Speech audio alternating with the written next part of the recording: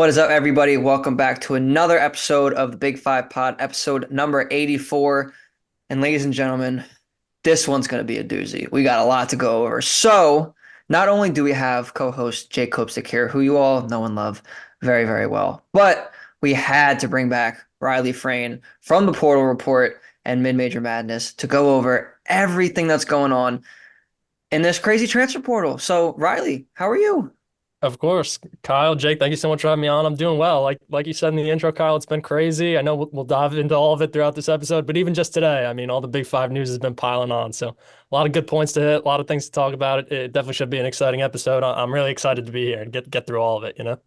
Oh my God, you and me both. And Cope, I know you too. So listen, I do want to hear from you. I am going to ask you how you are too, but I'm also going to combine it with your quick hitters because we have a lot to go over today and we're going to get to your quick hitters right now. So get that ball, run that break, give it to me.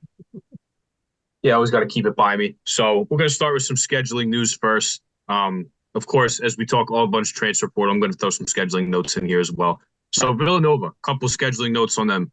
They already are going to be playing Maryland at a neutral site. They have a home game against the New Jersey Institute of Technology scheduled.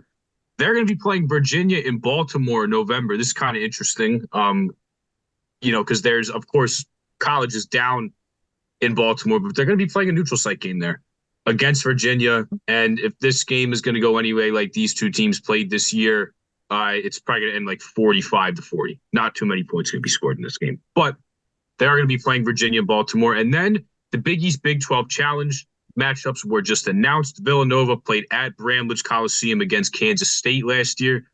They're going to get the Cincinnati Bearcats and Wes Miller this time back at home. I don't know if that game will be played at the Wells Fargo Center. The last time Villanova had a Big East Big 12 matchup, they played Oklahoma in Cam Whitmore's first game back from injury, and that was at the Wells Fargo Center in Colin Neptune's first year. So it remains to be seen where that will be played. But they did draw the Cincinnati Bearcats, who, with the progression of Wes Miller, even just 2 years in, I think he's going to put a pretty solid team together. It's going to be a good opponent for him. And then finally, Kyle, the Cathedral of College Basketball Classic at the Palestra, they are now in their third year. Of course, the Penn Quakers will be playing there. Also, the Maine Black Bears will be there. Elon will be there, and Army will be there as well. So to get your Thanksgiving hoops fix, you can go to the Palestra. Who needs the Maui Invitational? Who needs the Sunshine Slam, the Paradise Jam, all these nice tournaments where they play in nice areas? Probably going to be freezing. Come on down to the Cathedral of College Basketball for the third annual Cathedral College Basketball Classic. And then finally getting into transfers, just a couple quick hitters here of guys that have committed that we're not going to spend too much time on. Anwar Gill from LaSalle, a Washington, D.C. native. He's going home to play for Kenny Blakeney and the Howard Bison. So he is going down there to play in the MEAC. And then right up Riley's alley here, Kasper Klacik going from St. Joseph's to Albany, where Ryan Daly is. And I'm sure Ryan Daly played a very big part in Kasper Klacik getting there to Albany to play for the Great Danes. So with that, why don't we talk some St. Joe's? Let's get into some transfer portal. We brought Riley on for a reason. It was slow. We wanted to have him on last week. We didn't have too many commitments. The portal heated up today. I mean, it was on fire today. Oh my There was a God. bunch more stuff I had to add in the script here, but let's get into transfer portal. We'll get in the meat potatoes here. Why don't we just start with St. Joe's? Why don't we just start with St. Joe's, Kyle? Listen, you don't have to tell me twice, and I'm sure, Riley, we don't have to tell you twice either. So why don't we go straight to that? Listen, the big news of this Wednesday that we are recording this episode on would obviously be Erik Reynolds II announcing that he is returning to Hawk Hill for his senior season. Uh, it can't be understated what this means. I mean, really, he's been their best player for the last 3 seasons. He's been their leading scorer, I think, at least the last two. Uh, he is one of, I don't know if I want to say one of the best, but one of the better mid-major players in all of college basketball. He's electric. He is dynamite. Obviously, everyone remembers that game against Kentucky last year and double overtime, and throughout the entire season, he was dynamite, but more for the national audience. Uh, this cannot be understated. This sets up their whole next season for another shot to potentially get back to the NCAA tournament for the first time since 2016. So Riley, obviously, we're going to throw this to you for the first one. Tell me your thoughts, and I think I know your thoughts, but I want to hear in depth on what it means for Erik Reynolds II to be returning to St. Joe's. Yeah, well, I guess we should point out what you're kind of hinting at first is that for those who don't know, I am a St. Joe's grad, so there might be I do a ton of Hey, coverage there across the country. our loyal listeners know that you've been on here before and that you I have, graduated from it's St. true. Joe's. So I just thought it'd be people pay worth pointing attention, out. I just of thought it'd be course. worth pointing out so people don't come at me too much for getting all excited about the Erik Reynolds attorney. But I mean I think it was a lot of Hawk fans holding their breath kind of baitedly for that May 1st deadline on entering the portal. And he said he comes out today with the big announcement that he's going to be returning. He said there wasn't really a chance he was going to leave St. Joe's, but he kind of did it just to clear the air, which I know myself and all the other Hawk fans around the country definitely appreciate. But I think it's huge. That was kind of the last domino that St. Joe's needed to fall. Obviously, they lost a couple big pieces this offseason that we'll get into, but they kept that critical core of Reynolds, X Brown, and Rasheer Fleming, and added a couple guys to it. Like I said, we'll get into that in a little bit. But I mean, I think it's huge for the program. Like you said, Kyle, he's going to be a fourth year guy here. You don't see that a lot in mid-major basketball nowadays, particularly in a program like the A10 where guys kind of make that step up to the high major level. But I think with his return, he looks like a potential preseason player of the year candidate for this conference. I mean, it's a conference, the A10, that lost a lot of talent. Almost every program is dealing with, losing a couple of their main guys, whether it be graduating seniors or obviously in the chaos of the transfer portal this season. And I think that kind of sets St. Joe's up in a good spot right now. With Erik Reynolds returning, he looks like, coming into the season, he could be the best player in the conference once again, which, obviously bodes well for a program like St. Joe's that looking to build on some of the success of last year, and having a fifth year guy like Erik Reynolds who kind of knows what the program's all about, has been through it before, is really major for what Coach Lang and the rest of the staff kind of want to do. Yeah, absolutely. And Riley, you mentioned they have a lot of key pieces returning. This year, obviously, with Erik Reynolds being the main addition of that. There are a couple of pieces that are leaving though from last year's squad, so that'll be more difficult to build on necessarily. But I want to get to one of those right now. We'll get to the other one a little bit later. I think you guys know what we're talking about. But Cope, Kreist, obviously we talked about this before, is out. So Cope, I want to hear your thoughts too, and then Riley. After that, with the majority of their core returning, Kreist being the one that is not. How do you think that shapes up for the Hawks this year? Because they played not only, I think, better when he was in the lineup, obviously, because he's a very talented, big man, but they played differently. You saw them, I think, shooting less three-pointers. They were getting the ball to him down the post. Obviously, his defensive presence is, can't be understated as well. So how does this kind of affect their makeup for this year? So yeah, I mean, they have Steven Solano coming in, a freshman from La Lumiere, who's a big guy who kind of fills that void that he has with a young center. They can develop a little bit, but with how good Rasheer Fleming is, I think it allows them to play small ball a lot, and something that you've seen the last 2 years, especially when they played Villanova this year, and then when Ejike Obina was out 2 years ago. Like they can play some zone, and they can play with Rasheer Fleming as a small ball five, and his length, his athleticism, his activity on defense is huge. So I don't think they're going to have problems playing smaller. My thing is, can a Steven Solano play a lot of minutes? Are they going to continue to recruit the portal to try and bring another big man in who's got some college experience? So it affects them in that regard. But with him on the floor, like he could do so many things. And you saw when he was able to stay healthy and get into a rhythm on the floor and get reps, like just how good he could be. He's a huge dude. He can gobble up rebounds. As a big guy in the paint, he can alter shots. He can shoot the three. I mean, he's so good down there. If he's going to catch the ball really in the restricted area, it's kind of hard to stop a 7 foot, 260, 280 pound guy from scoring. So he had the skill set and showed the flash to be able to move up. But for a guy who was on Hawk Hill, who had to sit the first year and then showed flashes, and then when he got healthy, he showed that he could be really good. And you saw that, hey, down the road, like this could be a really critical piece for us. This one was a crusher for me because I wanted to see him stay there and continue to build with the core that they had. But Rasheer Fleming's terrific. They can play some small ball. My thing is, are they, like I said, are they going to look to get a vet center in the portal who's played some college minutes, as opposed to putting Steven Solano in there as a freshman, who is a big dude, who he's athletic, got long arms, lob threat guy who can block shots, as a big guy. Like, is he going to play a lot of minutes? And if that's the case, then you're going to see, he's going to get a crash course right away. I think he's talented enough to play his freshman year. Just kind of depends to see how much. So in totality, they can play small ball. Rasheer Fleming's great. He's one of my favorite players in the A10 and in the Big Five as well with all that he can do. But is that something that Billy Lang wants to do? Is he comfortable with Rasheer Fleming playing the five left? Does he want to bring somebody else in? So from that standpoint, it's a big void that quite literally a big void you got to fill.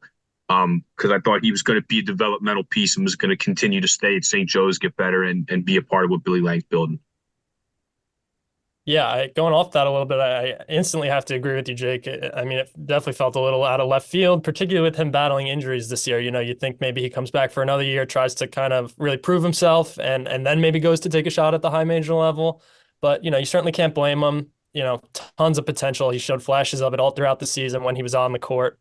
A guy who, like you mentioned, Jake, 7 foot tall. I think he's almost 280. So it's tough to keep a guy like that away from the high major level when they're showing as much as Kreese showed in his lone season with St. Joe's. So while it's a little out of left field, I don't think it's unwarranted at this time, but still a little soul crushing for some St. Joe's fans who thought he might be a part of what we were looking to do this upcoming season. But that being said, Jake, you mentioned St. Joe's potentially looking at the portal. It seems like they definitely are looking at the portal to fill that spot, and I haven't seen a ton of Steven Solano other than some film that I saw on Twitter, I've read a little bit on him as well. But I don't want to knock any of his ability. Again, I don't know. I'm not too familiar with his game other than he's a big man, a little bit of a rim runner who's physical inside, but he's a freshman coming in and there's a lot of development there. There's a lot to learn. So, I think it's critical that St. Joe's is still kind of looking in the portal. A couple names that are coming to mind, Jalen Deloach, who I know didn't put him on his visits list. I think he was going to Loyola Chicago and St. Louis maybe as well. But that was a guy who had St. Joe's on his interest list. I know St. Joe's was going in on Keenan Fitzmaurice, who I covered a ton at Stony Brook this year, and I absolutely love him. He brings a ton of size, physicality. He was really the heartbeat of a Stony Brook team that picked up the 7th seed in the CAA this year and ran all the way to the conference final down in DC this year. So that's a guy who brings like a major engine, brings a lot of tenacity, physicality, just brings a lot of energy. He's always the guy who's pounding his chest, trying to get the bench going. An exciting guy. So to that point, St. Joe's still looking at a lot of big men in the portal. I think that's probably what they'll need to bring in to kind of round out the roster here at the end of the year, even with the additions of Solano. And hopefully we're able to pick up a guy like that because while I do think Shear offers a lot in the middle, I maybe like him more as a power forward at the 4 kind of, or excuse me, at the 2 rather. I think having a more experienced veteran kind of lead the front court is important for Rasheer's, development as well as just putting the best team on the court that we can with the most experience. I think that's critical in such a tough league like the A10. Yeah, absolutely. And I think they also did succeed playing a small ball 5, as you both mentioned. I think this is, and I don't want to say he completely broke out last year, but I think this might be the year that does happen for Rasheer Fleming. I think going into year 3, he can definitely take a really, really big leap. So I know we're still in April. It's very, very far away. We're going to look out for that in about 7 months from now, but definitely something to look out for. Cope, I know we've mentioned Derek Simpson before when he initially announced that he was going to transfer from Rutgers to St. Joe's. In the interest of time, I'm not necessarily going to mention that right now.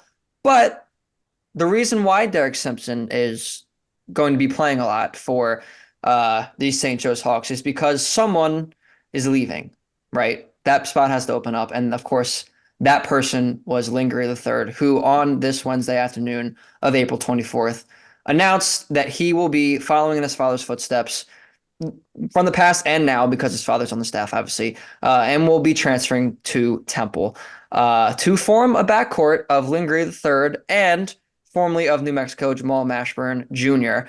So you got a little bit of I don't know what the exact term of that is, but you got sons who have been in college and in the NBA before now in the Owls backcourt.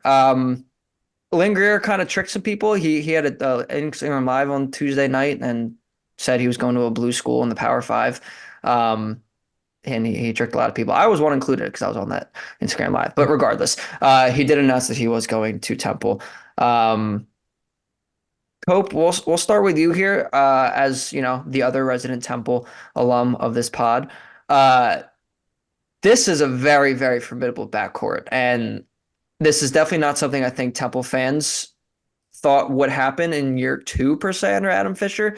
And all of a sudden, this really took shape, and I think kind of, at least I think could have a positive light for the future and what's to come. Do you agree, or what's your thoughts on this new backcourt that the Owls have?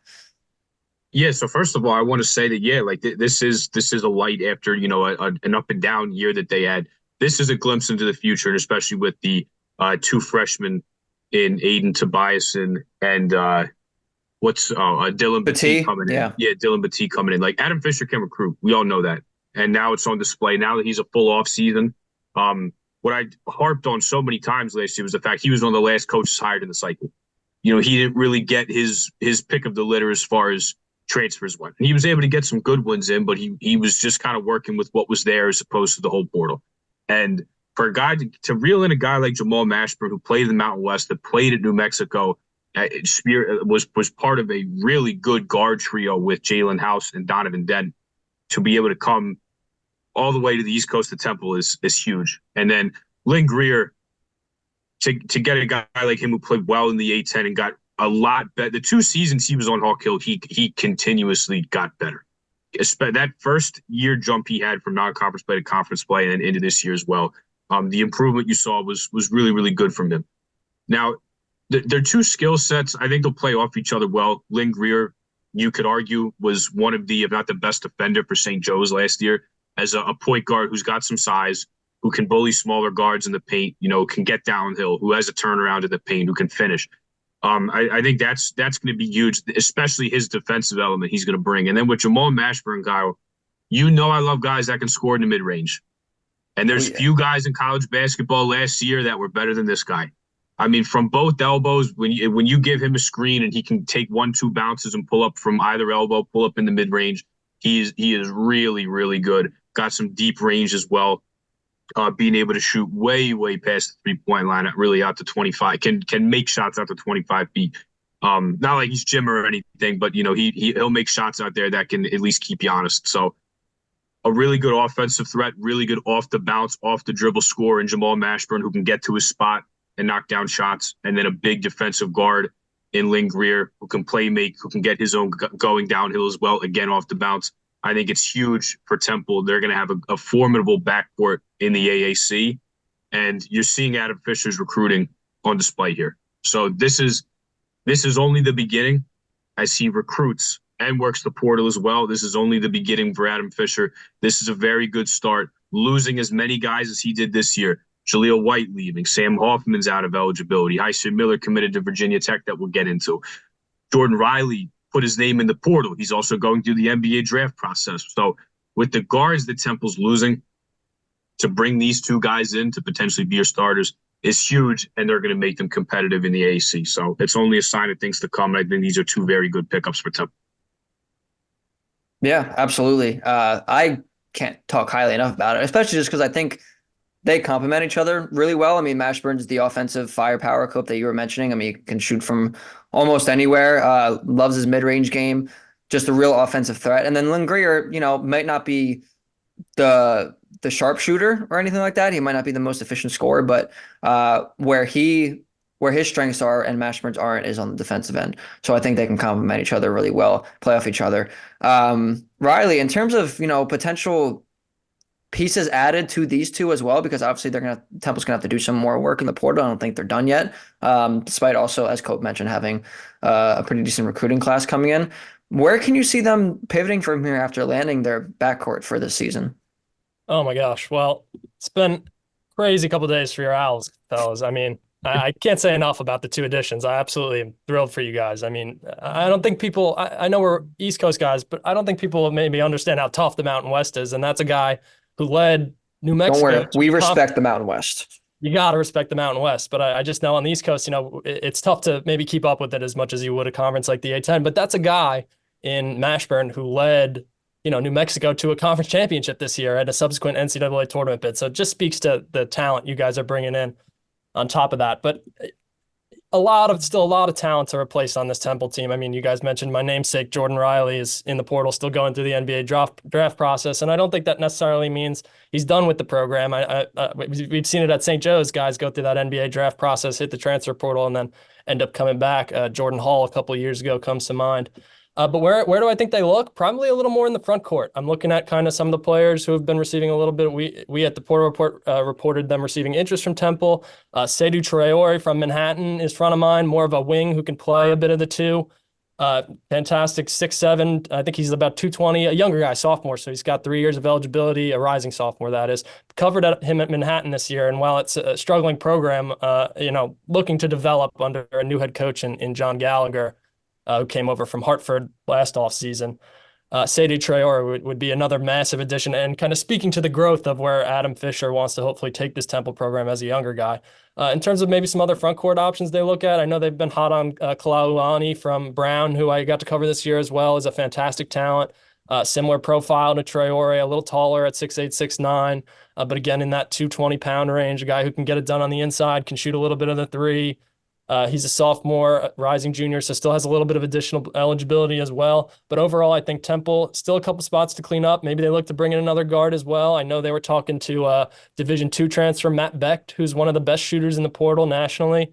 I know he's on a visit at Oakland right now, so it might be a bit of a stretch if they do look to bring someone like that in. But, just generally looking to bring in another guard as well as clean up that front court a little more. Maybe add someone who could slot in a wing and kind of a two position.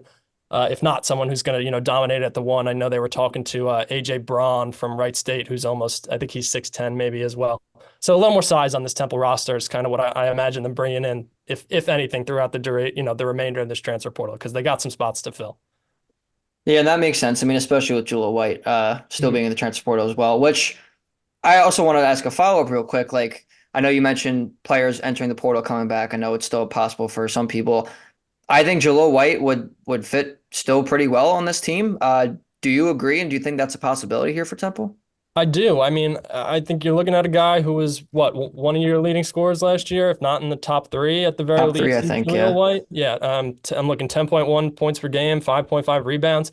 A more veteran guard. I think he'd be a rising senior who knows how to run this offense. Kind of maybe has a better idea of what Adam Fisher would expect than maybe Mashburn or Greer. But again, we talked about St. Joe's maybe trying to play smaller. If Temple can't bring in a lot of oversized talent, like we just kind of talked about, maybe that's something they look to do with kind of a 3-4 guard set almost. Jaleel White's he's not a small guy. I mean, No. 6'6", right? He can Yeah. play the wing too, can do a little bit of everything out there. I know they list him as a guard, I believe, but he certainly still fits into this roster. I think if that were, a potential option that Adam Fisher and Temple were to go down, I think he has a much better idea of what, the program and Fisher are looking for than some of the new guys they're bringing in, and could be a good person to kind of help lead that next wave. Being a rising senior, I'm assuming with only 1 year of eligibility left. I think that could be, massive for the continued development of this Temple program after such, a hype week, if you will. And it has been a hype week indeed. One of the people who is not necessarily enjoying that because he's departing the program would be Hysier Miller, Philadelphia native and also former guest of the podcast. Cope, I know you mentioned him. You want to talk about him real quick, so definitely we should do that really quickly. But we're going to Virginia Tech, going to the ACC. Definitely a much different battleground than the American and Temple is, though a lot of similar letters. How do you think he's going to do in the ACC, and how do you think he'll fit into this Virginia Tech roster that's shaping up for the 24-25 season? Yeah, so he's going to be replacing Sean Padula, who just committed to Ole Miss. Kind of funny how that worked. Hysier committed, and then Sean Padula, who's departing Virginia Tech, and Mike Young, he then committed to Chris Beard and Ole Miss. So he's going to be filling in that spot. And you look at Sean Padula, a guy he's quick, he can get into the paint, he can shoot the ball, he's got a nice floater, very quick, very tight handle.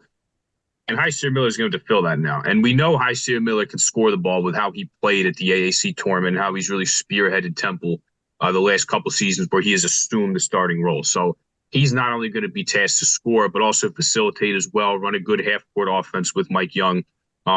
It'll be interesting to see how he moves up now to a Power 5 conference after playing in the American, not really playing on some, higher level teams with Temple, and really making like deep runs with the exception of the one that they did this year in the conference tournament. So, he's going to be tasked with quite a bit. He's going to have to run the offense, he's going to have to score, and he's going to have to do it in a Power 5 conference as well in the new look ACC, and probably take some trips out west as well and go to Cal and Stanford.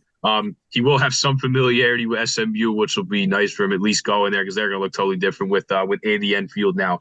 But yeah, I mean, for a guy that's been at Temple as long as he has, he assumed the reins the last 2 years as a starting point guard. Like, look, he's although he's a Philadelphia guy, I wish he would have stayed because I think a trio of Jamal Mashburn, Lynn Greer, and Hyson Miller would have been interesting to watch. Like, he's earned that right to, dealt with a coaching change. He's earned that right to go play in a Power Five conference. So good luck to him. But it's a tough league that people bash. We're like, oh, it's not good. Clemson makes the Elite Eight. NC State makes the Final Four. Duke makes the Elite Eight. Like, they did have a pretty good year. But he's going to be tasked with quite a bit being the point guard for Mike Young in a really tough league as well. And Virginia Tech hasn't made the tournament in 2 years as well. So, there's I think some maybe heat on Mike Young because I think this is a good program you can make the tournament with. So going to be a lot on his plate. He's going to be tasked with quite a bit, but for a veteran guard, I think he's got the intangibles to be pretty successful there. Yeah, absolutely, absolutely. And yes, best of luck to Hysier. Had a lot of good years at Temple. So definitely thank you for your contributions to the Big Five and to Temple, of course. All right, I know we were on North Broad just now. We're gonna take it down to Market Street. And we're gonna go over some Drexel Dragons here. I know we mentioned Stony Brook. That reminded me of course of the loss in the CAA tournament. Now, one of the reasons why Stony Brook probably won that game, Riley, was Amari Williams got hurt late in that game. Of course, if you remember, didn't get to finish. Very close finish in that one. He entered the transfer portal and he found a new home. And it's a blue blood. He's going to Kentucky. He's going to go play for Mark Pope in his first year at his alma mater. And I don't know if a lot of people nationally are familiar with Amari Williams' game, but he's a three-time CAA Defensive Player of the Year. I know obviously it's a low major conference, but he's still a freak of nature. He's a very good player. His offensive game's developing, and his defensive game stands alone for itself. How did this kind of process unfold for him, if you know of any details of that nature that you can share, of course? And how do you think he'll fit into this Kentucky squad that obviously a lot of things changing, including coach and star players and roster and whatnot?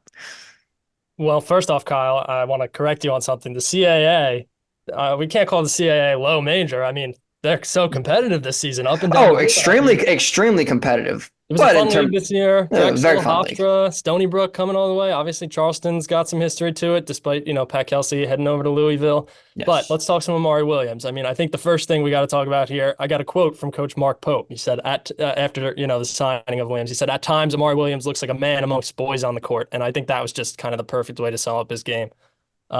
When he's out there healthy and leading that Drexel team last year, he looked like a man amongst boys in the CAA. I mean, he's dominant on the interior, three-time defensive player of the year, yeah. Whatever it might have been. I mean, he gets to the bucket with ease on the defensive end. He does a little bit of everything. He's tough on the inside.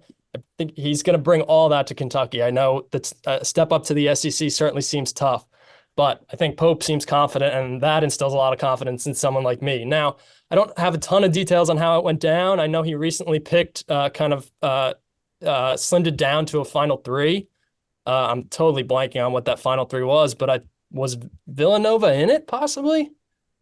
Either way. I think they were in it from the start, I think. I think it was Mississippi State and St. John's, maybe. I know, yes. Mississippi State definitely St. John's was definitely them, in the mix. Yeah, I know I had some St. John's friends who were really hopeful they would get Amari Williams. But I think he brings a ton of talent to Kentucky, does a little bit of everything outside of, within the three-point line, can shoot the mid-range if he needs to. He gets to the basket with ease. He's got some great moves on the interior. Just a huge guy, so physical.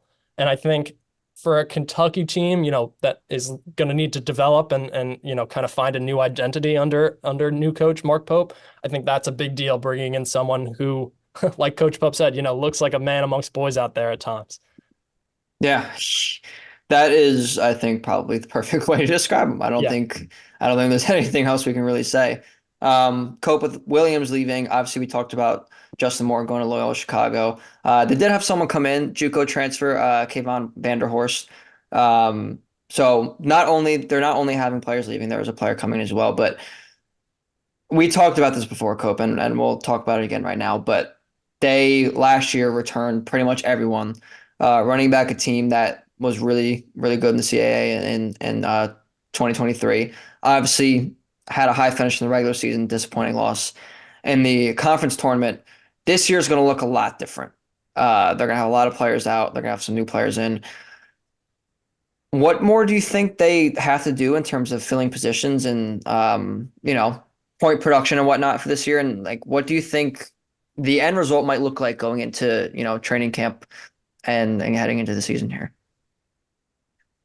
Well, I think they're going to look a lot younger for sure. They have Ralph Akuta coming in, who we covered last episode, who's coming in as an international big man. And the thing is, like, you look at Drexel, and yeah, they had taken transfers. They had Lucas Monroe, Jamie Bergens comes in, but in a mid to low major league here, when you get to the smaller leagues and you get from the Power Five and conferences like the Mountain West, the Atlantic 10, it's all about development. And you can bring in transfers. You can have a JUCO guy like Kevon Vanderhorst come in, but it's really about the development. Justin Moore was a local guy. Look what he did in his third season at Drexel to be able to now move up to Loyola Chicago and take over for Braden Ars for a really good team that was the second seed going into the Atlantic 10 tournament. Unfortunately, they lost, but it's the development, these low major leagues and mid major leagues that I think is so big. So they'll be bringing guys in, guys like Cole Hargrove and blanking on his name. I'll figure it out, come back to it. But guys, Drexel's all like these leagues are all about developing people. So I don't know, like, transfer wise. I just saw they had another guy, Maximus Fuentes, transfer out. Like, they're just gonna be totally different. And besides Kevon Vanderhorst, they haven't added anybody yet. So it's kind of hard to tell at this point, with the exception of the guys that are coming back, and then the recruits they have coming in. So it's hard to say now, but I think that's what it would be. It'd be a lot of recruits. Young guys are going to play a lot of minutes. That could obviously all change with all the transfer news that we saw today. That could all change, but they haven't landed a portal guy, with the exception of Kevon Vanderhorst coming up from Brunswick Community College, the JUCO level. So kind of hard to hard to tell now. Hard to tell. Way harder than it was last year when you knew exactly what you were going to get. Shane Blakeney is the name I was blanking on, by the way. Excuse me. Shane Blakeney was the name. But, guys like that who are freshmen, sophomores on the team in general, now moving up. I think it's going to be a young team. They're probably going to have some growing pains, but it's a ton of roster turnover. I mean, it's hard to replace that many guys. Yeah, and it's okay if we don't know right now. It is currently the end of April. Like I mentioned a little bit earlier, about 6.5 months until games here. So there's definitely some times for things to happen. Obviously, the portal's still open for a week. And then even after that, players are still going to be making decisions on where they want to go. No? Not anymore. They changed that rule yesterday. Really? Yeah, grad transfers can't enter anymore after May 1st. Okay. Yeah, there's a whole I'll pull them up and maybe read them off quickly just for the show, but they made 2 changes. That was one of the big ones. Riley, there's a lot to keep track of with this transfer portal. And honestly, it's a little ridiculous. If we're being honest, it's a little like there's I love players being able to choose their paths, and I love the player empowerment movement that's been happening around the NCAA in the last 5 to 10 years, around there. But there are some things about it that are a little ridiculous. For example, I know I don't want to get too off topic here, but I do think there should be maybe some limit on the amount of times you can transfer, because you got guys, like Bama Seal for VCU we talked about, who's been in like 4 schools in 4 years. I don't know how you feel about it, Riley. I know your thing is the portal report, and I know this is what you thrive on, and you do a great job on it. Appreciate that. It's a lot, though. Yeah, it's a lot. So I think the thing for me would be that we kind of need to push the window back. I don't think, coaches should be having to navigate the transfer portal while they're on the sidelines at the NCAA tournament or whatever postseason tournament it may be. Yeah. So I think pushing it back would be a good start. I think the May 1st deadline now that they're I'm still looking for the tweet, but this May 1st deadline that they're looking to instill is kind of a big deal. Maybe blindside some players a little who were potentially looking to enter a little late, but gives us maybe a more firm timeline on when we can expect guys to kind of be committing and whatnot. obviously, with the chaos of the transfer portal, they kind of just start falling down one by one. I interviewed Robert Davis, a UMass transfer from Old Dominion, who had committed to Old Dominion that first week that the transfer portal was open. He said it was his first visit. And so, I don't think that's outrageous, but I think pushing it back and giving us time to kind of celebrate, the end of the season, the postseason, so to speak, would be good for college basketball, as well as then, when you have kind of the overlap of two things, I feel like a lot starts to fly under the radar. I know I missed a lot just being out covering, the NCAA tournament, missed a lot of transfer news. So I think pushing it back would be a big start. That's kind of something I've mentioned to a couple people. I don't know that I've ever put it on record on a podcast, so there's that. Hey, But you know what? We're honored that you said it on us. We're honored you said it on us. I And gotta listen, come. we love you speaking the truth because I think like that's important, like Yeah, it. I don't want to like go running in circles here. And Cope, I'll let you say your piece too, but it's just it gets a little ridiculous with this yeah, stuff. totally. And obviously, NIL is involved and all that stuff, and Mhm. the top players are getting bags. I think I'm completely blank on his name right now, but the big Arizona transfer, the big guy. I Oh, think Umar what's it? Ballo. Yeah, yes. Balo. I think he was reported to get like 1.2 million from Indiana. Like some of the stuff's getting a little crazy. So, Cope, I Mhm. also I want to get your thoughts too before we move on to the other teams here. There's not as many transfers to go over on the other teams that we still have left. So that's why I'm kind of letting this happen right now. But what are your thoughts on just I know we've talked about the portal going on during the NCAA tournament and stuff of that nature, but just in general, just the insanity that is the portal and what it's become over at least the last 2 years, like especially since we've started this podcast. Yeah, so I like all the points that Riley made. I think the biggest one is I have no idea why anybody thought it was a good idea to open the portal during March Madness. I mean, that Monday, the bracket comes out on Sunday, and then Monday it opens. Like that the portal should not be the big story in college basketball during the tournament. It shouldn't be. So I think pushing it back, Riley, it can even be the first day. It can be the Tuesday after the national championship. But wait till the season's over to open it.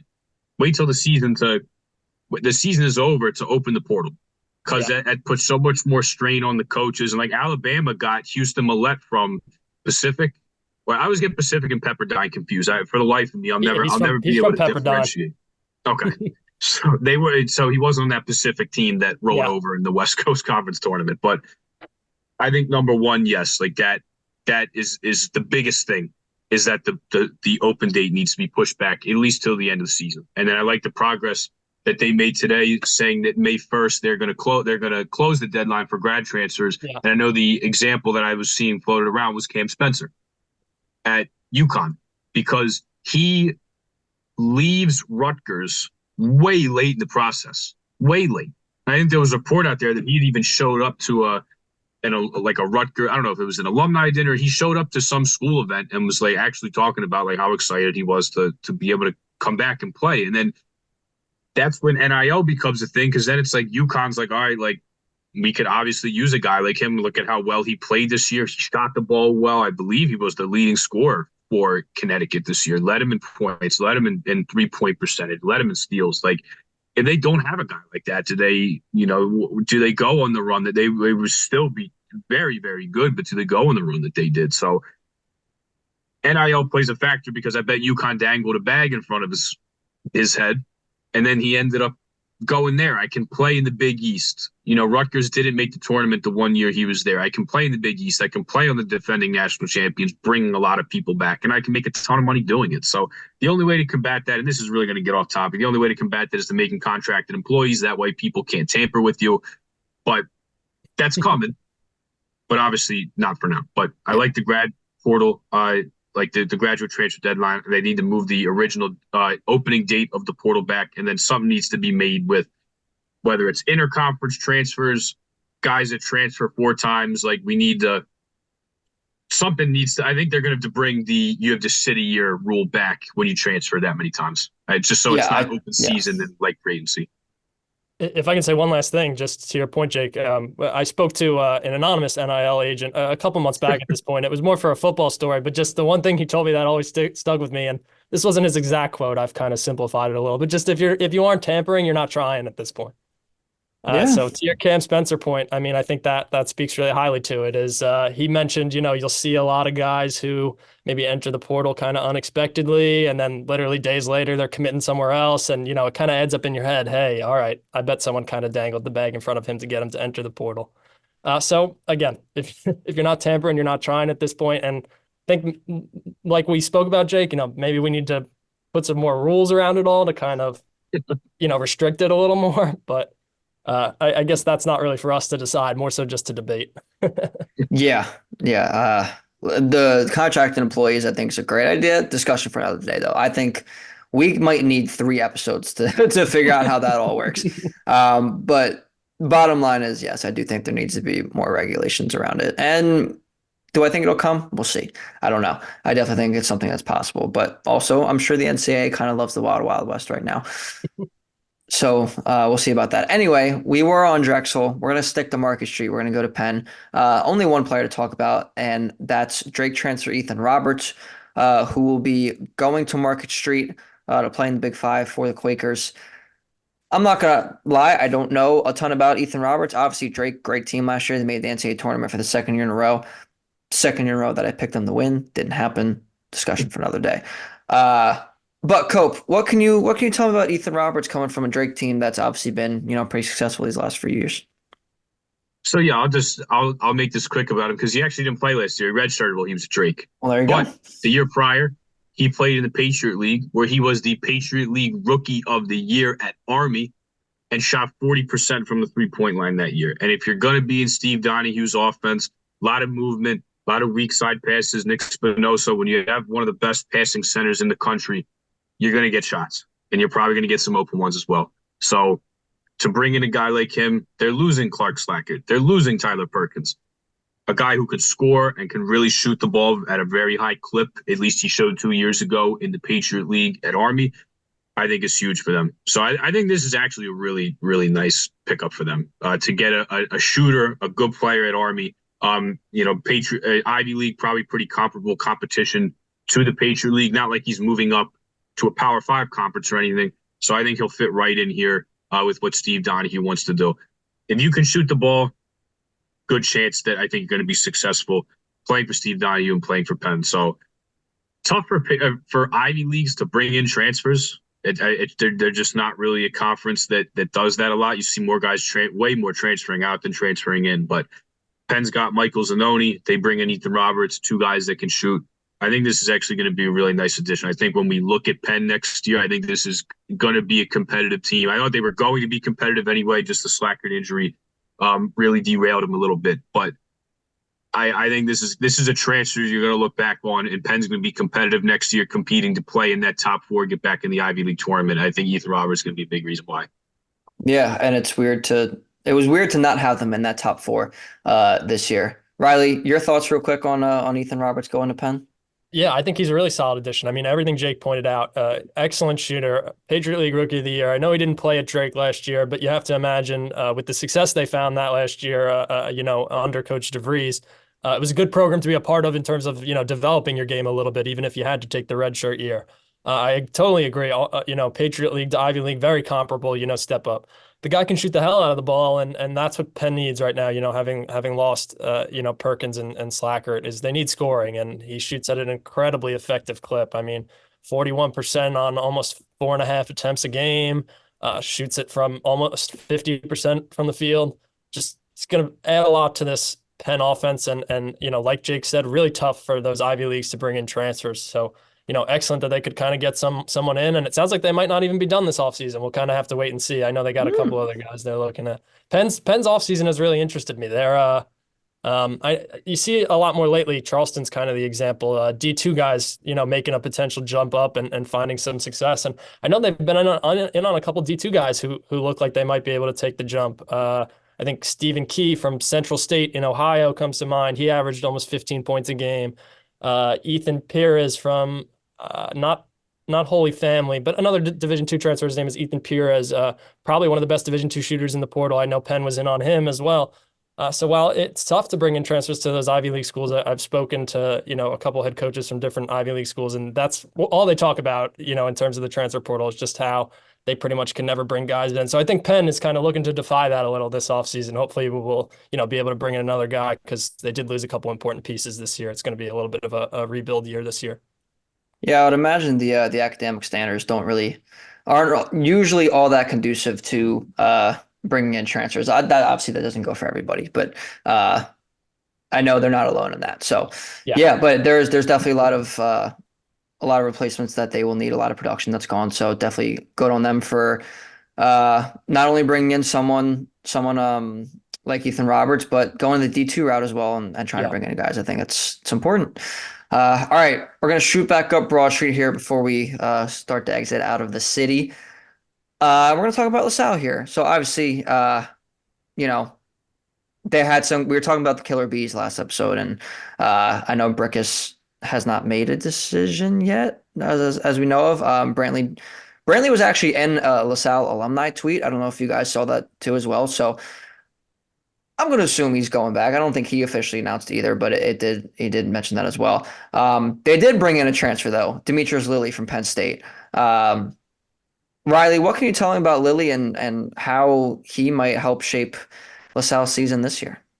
Man, not a ton. I mean, don't watch a ton of Penn State being, the mid-major guy, if you will. But since he's joined LaSalle, I've kind of been trying to familiarize myself a little bit and whatnot. And I mean, I think he brings something that LaSalle hasn't had in a while. A guy who can ton of size. I mean, I know Rokas was 7 foot coming over from Europe. There's maybe a lot of development, a big learning curve to his game. Still found some success, but I think Demetrius Lilly is a guy who could be a rock in the middle. He's physical. He defends really well. I mean, his whole highlight reel is just him blocking shots all over the place and throwing down slams, which I think is really exciting. It's an interesting year for LaSalle. I think they kind of need to look to generate some hype. Obviously, they're keeping Dunphy around, which I think is a big deal. He's a fantastic coach. I can't say anything bad about the guy. It's been a tough couple seasons. I think LaSalle is a tough place to coach in general. But Demetrius Lilly, I really like the addition. It's still not really sure what the LaSalle roster is going to look like. Obviously, they've lost a lot of talent. Still don't know if Brantley's going to make the return, like you guys pointed out. It seems like he might, but I think he's still in the portal as of the moment. So I think Demetrius Lilly adds. He's a veteran presence, has some Power 5 experience coming from Penn State. I know he only averaged 3 points and 3 rebounds a game, something like that. But he shot it at a really high clip, and he's just physical and dominant on the interior. I mean, another guy like Christos Ndoko, who's 7 feet tall, 270 pounds. But Lilly having a little more experience coming from a Power 5 level, I think he could succeed at a school like LaSalle. I think it'll be good Yeah, for his development in particular. absolutely, absolutely. I mean, I feel like for mid-major schools, you're always going to you want to try to look for talent regardless, but I feel like having talent come down Yeah. from those power 5 conferences is definitely something that they look out for, probably more so than the other way around. However, Cope, LaSalle also looks like it's taking a look at another guard, LIU Eric Acker. And I'm actually reading a tweet right now from the Portal Report. So this is where I'm getting my information from, people. Make sure you get your information from there too. Completed a visit to LaSalle as of April 22nd and is also visiting St. Bonaventure. So Eric Acker taking a look at a couple A10 schools. But for LaSalle's purposes, Cope, what do you know about Acker and, whether he can fit in with the Killer Bees and Brantley and Brickus, or even if one of them doesn't come back, how could he contribute to the Explorers this season? Well, I think the biggest thing here is you look at the points that he put up was one of Long Island's. Riley, was he the leading scorer? I know the Sharks didn't have a great year No. exactly, but as a freshman, one of their leading scorers. That's the thing. You're going to need points here. You're Yeah. going to need points here if you lose Jameer Brickus. I think there's still a smidge of a chance that he comes back. And not this Sunday prior, he visited VCU. It seemed like he was going to commit. That didn't happen. Then South Carolina jumped in on him. So he's kind of generating interest from all over the place, I think, as the process draws out here. But they're going to need a scoring presence to fill Jameer Brickas's role if he decides to leave. Not only a scoring role, but how about a playmaking role as well with as good as he was. But I put this guy on the list because he went to Long Island. So I want to kick it to Riley. I want to kick it to Long Island native Riley Frain here because I don't know too much about Eric Acker. I don't know too much about the LIU Sharks except they gave Gerald Gillian from from Chicago State, a nice bag to be an associate head coach in the Yeah. NEC. But I put him on here because I want to kick it to Long Island native Riley Frain. I'll keep it a little quick because if you let me go, I'll go off about Erik Acker all day. I think he fits this LaSalle mold like almost to a T. I mean, I think he would be a fantastic addition for that program. But he's certainly not Long Island, a little bit of a weird program. I mean, they haven't found a ton of success under former NBA player Rod Strickland as their head coach, but he's still, being a name like Rod Strickland, he's a New York guy, was really good at DePaul college basketball, played in the NBA for a number of years, was with the Knicks for a while. He draws a lot of notoriety being in the New York, Long Island area. And I think that is kind of what the program was hoping for, is that, having a coach like Rod Strickland would be able to bring in talent. It hasn't worked out quite that well. Long Island, maybe not the place transfers are desperate to go, but they've had a lot of success in the past. Now, I love Erik Acker. He was under-recruited in high school. I think Long Island was maybe the only offer he had. He was a really late commit prior, toward the end of last offseason, joins the program. He wasn't the leading scorer, Jake. He was top 3 on the program. I believe Strickland's son, Ty Strickland, who transferred in last offseason as well, led the program in scoring this year when he was healthy. But Erik Acker, really young guy, averaged 13 points per game, almost 4 assists as a freshman, under-recruited freshman. And he fits that undersized guard mold at LaSalle really well. And I think he's a playmaker. He can score. He can play effective minutes. He defends pretty well, does a little bit of everything on the court, a younger guy having a lot of eligibility. And I think LaSalle could be a program, taking a step up to the A10. I think that's a pretty big step up from the NEC. But at a program like LaSalle, where kind of looking to develop and the roster is maybe going to be a little down this year, I think he's a guy that at a program like LaSalle could develop a ton in a conference like the A10. I think he's got a ton of talent. I was lucky enough to cover him a handful of times this year, and he's never, he's a freshman, so he's never maybe the leading scorer on the court, particularly when you have Long Island having a guy like Ty Strickland who came in to lead the offense, under his dad. But he's really talented. I mean, I watched him drop, I think it was 12-5 in the Barclays Center against Albany, so he could do it on a big stage too, potentially. But I just think he's really talented, has a ton of potential, was really under-recruited out of high school. And I think, being in that smaller guard mold could kind of bode well in terms of looking to develop his game at LaSalle. Absolutely. And they do really love that undersized guard mold at LaSalle. Yeah, I think that would be a great fit. Obviously, got some decisions to make. St. Bonaventure's in the mix too. So, yes. That might just be me trying to will him to the A10 as well. Well, I'd love to see him at LaSalle. It means listen, I get to cover him a little more. So sounds like an A10 mold. So I agree. I'm not upset at that. And listen, whether he's at LaSalle or he's at St. Bonaventure's, True. that would mean that we get to cover him as well. So that would be a treat for us. All right, guys, one last team left, and there's no commitments to go over, and there's no, I guess, transfer portal entrance to go over. I'm going to, for now, resist the urge to talk about other Villanova things. But we're going to talk about Villanova's transfer portal prospects here. So Tennessee's Tobe Awaka took a visit. I know Dakota LaFew was looking at them. It seems like he might be heading to Syracuse. That's Jalen Blackman. Does have Villanova in his Final Five, so that's something to keep an eye on as well. Riley, out of these 3, I know obviously Dakota LaFew looks like he's going to Syracuse, but out of those 3, which one do you think is the most likely and, would maybe even be the best fit for these Wildcats as they are currently constructed? I think, Kyle, I'm a mid-major guy, so I'm going to go with the mid-major guy. I think Jalen Blackman. You have to. Yeah. He carried that Stetson team to the NCAA tournament this year. I mean, I know they were a 2 seed out of the A-Sun, and I think they had home court advantage in the final even, but absolutely carried that team to the A-Sun championship and an eventual NCAA tournament bid. And I think a step up to the Big East out of the A-Sun seems like a lot, but I think he's shown he can play at a high level. I mean, I know they got blown out against UConn. I was at that game covering it myself and ended up writing a Stetson story, but he's got a ton of talent. I mean, he was relentless out there on the court against UConn, and he brings just a ton of energy. I think he brings solid offensive prowess. He knows how to run the offense a little bit too. Not really an undersized guard, 6'3", but 2-time All-Sun Conference selection. He averaged almost 22 points per game last year. He's a scorer, and I think I know they added Tyler Perkins, and you could argue that Villanova isn't going to need as much guard depth because of that, or even as much scoring. I think Perkins speaks a little more to the future and the development of this Villanova program, being a younger guy, under Kyle Neptune. He was a freshman at Penn this year, right?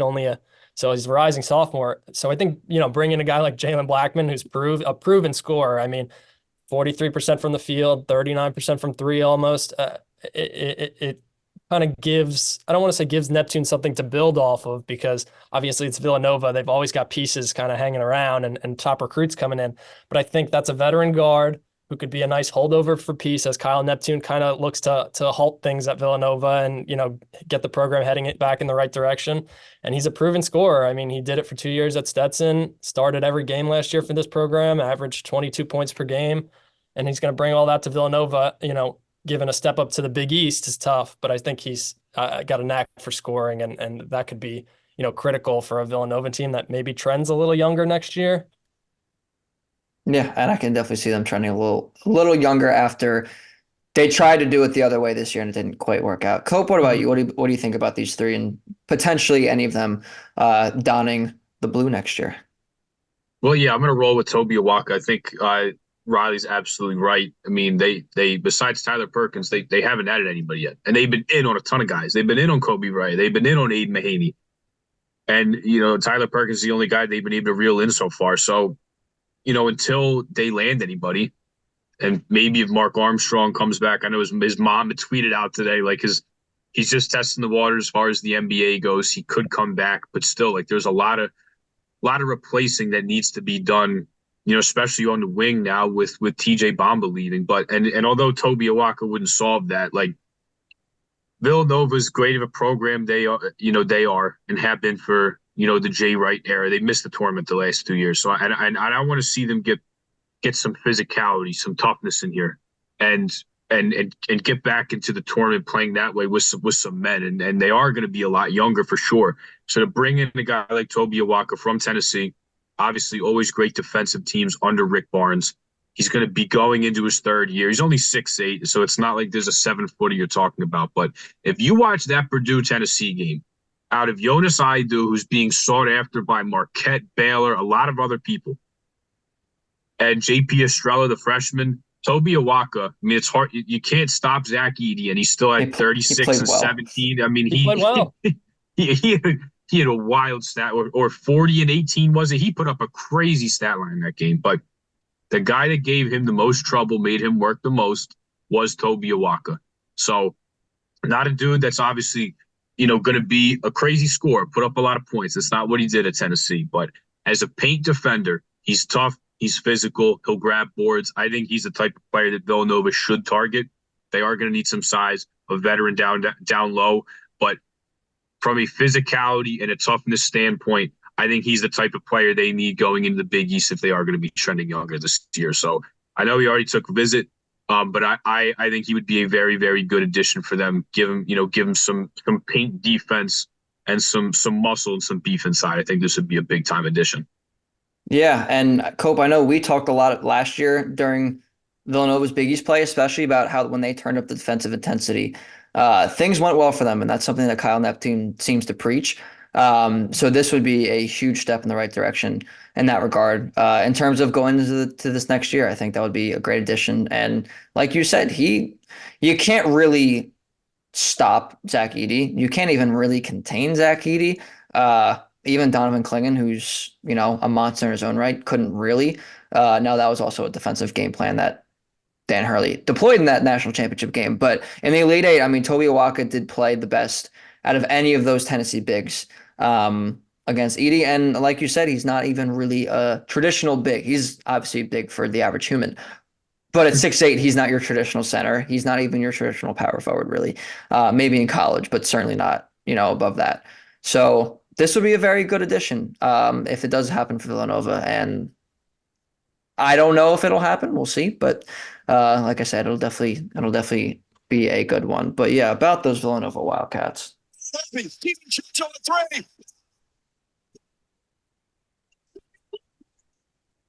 Riley, I don't know if you're a Knicks fan being a Long Island native, but it was a pretty good day on Monday night. And listen, I don't want bad karma. I don't want bad karma because this has been fun. that was just an insane game. I don't know if you were watching, Riley. Cope, I think you were. I'm not 100% sure, but those Nova guys, man. Yeah, I was absolutely watching. And I could go on a long rant because now you have Philly people and Sixers fans that are The complaining that the complaining is Villanova. Oh, unbelievable. it's like one of the most ridiculous things I've ever seen. And then our guy Buzz, who works for 94.1 WIP, 94.1 WIP put up. I'm not saying Buzz did this personally because I did speak to him about this today, but there was a poll from the midday show, the afternoon show that said, should the Wells Fargo Center remove the Villanova banners from the arena? It's the most My God. ridiculous complaining ever. Now, here's the thing. I'm obviously a way bigger college basketball fan than I am NBA. I just started my NBA watching last week because I'm all about college basketball when it's on. So it's kind of tough, like as a Villanova, as a guy who watches the Sixers, is a big basketball fan. Used to be a big NBA guy, but now that I'm so much more into college basketball, it's just kind of an afterthought for me while college is going. But yeah, the complaining is ridiculous. Any social media people from any school, that's what they do. They gas up their guys in the playoffs when they play well. And for Villanova, Dante DiVincenzo, Josh Hart, and Jalen Brunson were the three leading scorers for the Knicks. Jalen Brunson had the three to cut it to a 2-point game. Josh Hart had 20 points or 19 of 15. I think he had 20 points, 15 rebounds, Kyle. He couldn't miss from He's three in the averaging first 2 minutes. 21 and 15 for the series so far. It's great. He's unconscious from three. He's getting rebounds. DiVincenzo hits the big shot. And now the Sixers people are like they're upset because the Villanova social media team is gassing up their guys. Like, I have an idea for the Sixers. I've been trying to preach this for a while. Kyle, I was like almost in tears when they traded Mikal Bridges on draft night You were, in I remember. 2018. Yeah. Look at these Villanova guys making winning plays, fighting like dogs to get extra rebounds. They play the game the right way. They make winning plays. And since they've been in college, they played in some big games and won some big games. And do the Sixers have any idea of, hey, maybe we should draft this guy? Hey, maybe we should sign this guy in free agency? Never. Never. Tobias Harris, no show. Oubre, no show. Buddy Hield, no show. Kyle Lowry, 6 points. Not a great shooting game from him. He misses that free throw that leaves the door open for the Knicks. Like, I would be way more upset with the Sixers than I would be with Villanova's social media team. It's mind-boggling to me that this is what they're complaining about. I mean, Sixers getting out-rebounded both games. They didn't shoot as well from the free throw line in game two. We'll blame the refs. We'll start complaining about Villanova. I don't know. It's kind of like it's nauseating that like maybe we should just look at the team and they need to play better. And regardless the Sixers win the series or not, they're not making a deep run. They're just straight up not good enough. I wanted to rant about that at some point. Sorry it had to come out like that, but complaining's ridiculous. I It's ridiculous. instigated it, so It's almost that's like, on me. like growing up a Villanova fan, I haven't been shy about that since we started the pod, Kyle. Like Yeah. I like it. It doesn't surprise me to see them stick it to the Sixers like that. It doesn't surprise me to see that. I'll put it that way. I'm gonna sound like such a hater here for a second. But so first off, I should preface this by saying I don't watch. I would call myself a Knicks fan, but maybe not enough to hop on the bandwagon. I mean, it's more just Fair. like the only regional basketball team that was around growing up. Obviously before the Brooklyn Nets came to town. I've been to a handful of Knicks games in my time, but I feel like I'm a little too late to maybe hop on this bandwagon. But to that point, I didn't grow up a Villanova fan like some of you more Philly guys. I have no love for Villanova having gone to St. Joe's.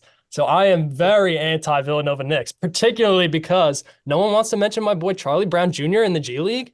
St. Oh Joe's yeah, grad. yeah. I'm very familiar with Charlie Brown Jr. in the G League. Believe So me. I tend to correct everyone when they call them the Villanova Knicks. I say, how can you call them the Villanova Knicks when there's a St. Joe's guy on the roster? But I guess he's in the G League. But Yeah. I feel like a little bit of a hater because I've been watching the games and all that, and it's great to see all my friends getting hyped. But I just don't feel any like passion for this Knicks team. No, listen, that's fair. That's fair. I Yeah, I think mean, the best tweet from the whole situation was at the beginning of the series. The Sixers and Knicks fans were kind of going at it, and someone was like, "That's funny. Jalen Brunson's hung up more banners in the Wells Fargo Center than anyone on the Sixers current roster." Mhm. that's Yep. so true. All three of That- them.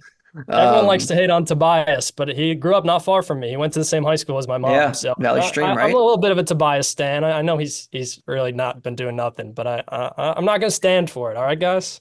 All right. For the 19th highest player in the league, you got to give me more than 11 points in 41 minutes. That's fair. It's fair. I can't argue.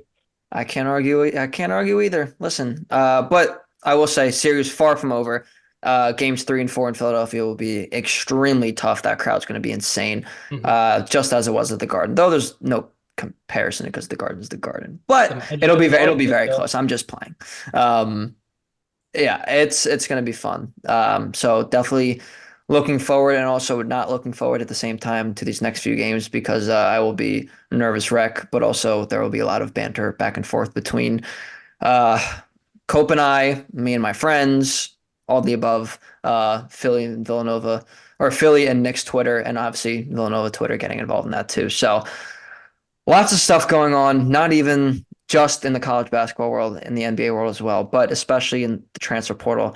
Obviously, it is insane. So we will do our best to keep you updated. But most importantly, if you want to be updated about everything transfer portal wise, please go follow our guy Riley Frain. Yeah, thank Uh, you. Portal Report, Mid Major Madness. Riley, cannot thank you enough for coming on, talking transfer portal with us. Definitely won't be the last time. Hasn't been the first time, won't be the last time. Riley, Mhm. thank you so much. Absolutely, guys. It's always a pleasure getting on here with both of you. I love seeing both of you in person, covering games. That's always a blast Yes, as well. I know Jake, we ran into each other a handful of times, but Kyle, you and I as well a couple times, and always a blast to kind of get back on here, kind of recap everything we've seen throughout the season. Obviously, a little more transfer portal this time around, but always just a pleasure talking with you guys. Big Five basketball is in my heart, so I love the work you guys do. It's always fantastic. Of course, keep it up, and just thanks for letting me be, a small part of it here today. of course, of course. Thank you for the kind words as well. Um, yeah, no, we're very, very grateful to be able to do this with you and talk transfer portal. And yeah, we definitely plan on having you on again and talking throughout this offseason because the portal is not done. Riley, it No, is not definitely done not. as we've gone over. Cope, any final thoughts here before we sign off? Well, with that rant, I got most of it out of the way. But yeah, That's shout fair. out to Riley. Thank you for being on. And last year, I tried to kind of stay organized with the portal report, just looking at tweets and be like, okay, well, I see that guy's Nova, that guy's Temple. And it was a mess. I just couldn't keep track of it because It's there's too so much much. transfer portal news coming in. It's just like there's a million tweets every day. So I got I got a membership to the portal report. That way I can stay in tune with rosters, with teams, who teams are interested in, who players have gone on visits, who's interested in those players. So very, very helpful. Um, I don't want to speak for you, but I think we both feel the same way. We're not huge guys on free ads, but we'll give one to our guy Riley Frame, the Oh my Porter God, Report. yeah. Even since Thank you. No, last off season, been a huge help to us. Thank you. We really appreciate it. We've been putting in a ton of work, to get that stuff going. For those who maybe aren't familiar, if you go check out our website, theportalreport.com, we've got transfer trackers, we've got scouting services, we've got interest trackers, and just to kind of, get familiar with who your team's recruiting in the offseason, who they're bringing in from the transfer portal. Like Jake and Kyle just mentioned, it's been a great way to kind of track the teams you're interested in and get an idea of who they're bringing in throughout the offseason. So I really appreciate it, guys. We've been putting in a lot of hard work there. So it's great to know you guys have been enjoying it, get some use out of it. yeah, believe us, we know the work that you and your teams put in over there. Thank And you. we Thank don't do free press very often, but for Riley, we'll give you free press, absolutely. And of course, if you want to, the one free press we always do, of course, is for ourselves. So if you want to continue to listen to this Big Five Pod, make sure you like, subscribe on our YouTube channel. Make sure you follow us on Instagram and Twitter at Big Five Pod. And of course, for the audio only versions, make sure you go to Apple Podcasts and Spotify. I'm tired and got to go to bed. These guys are tired and got to go to bed. Riley's got a hell of a lot more transfer portal stuff to go over. So with that being said, we'll see you next time.